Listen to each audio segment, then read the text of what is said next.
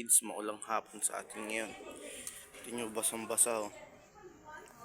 Update ko kayo sa mga ano natin yung kalapate.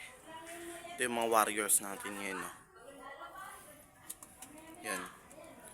Ayun na lang yung papamigay natin kasi nawala yung basara natin kahapon. Hindi yan nakauwi.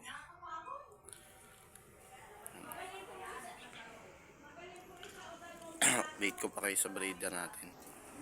Ito yung basara natin. Yung anak nila yung second clutch na wala. Kakasalang lang ulit natin yan. Halos mag-iisang linggo pa lang.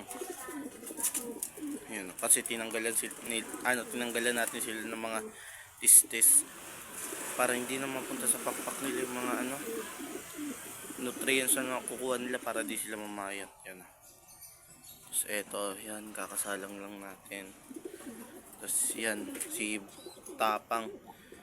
Ito, Kidlat din pangalan yan. Kasi nawala yung una niyang kapatid pero mas maganda siya. Pero mas malaki yun.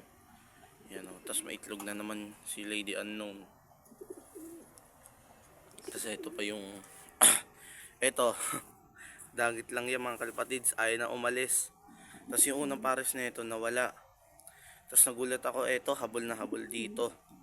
Kaya hinayaan ko na. Ilang beses ko na rin naman yung pinalpasan. Hinahagos ko. Ayaw talaga eh. Habol na habol dito yung mga kalapatids. Dumadapo pa sa kamay ko.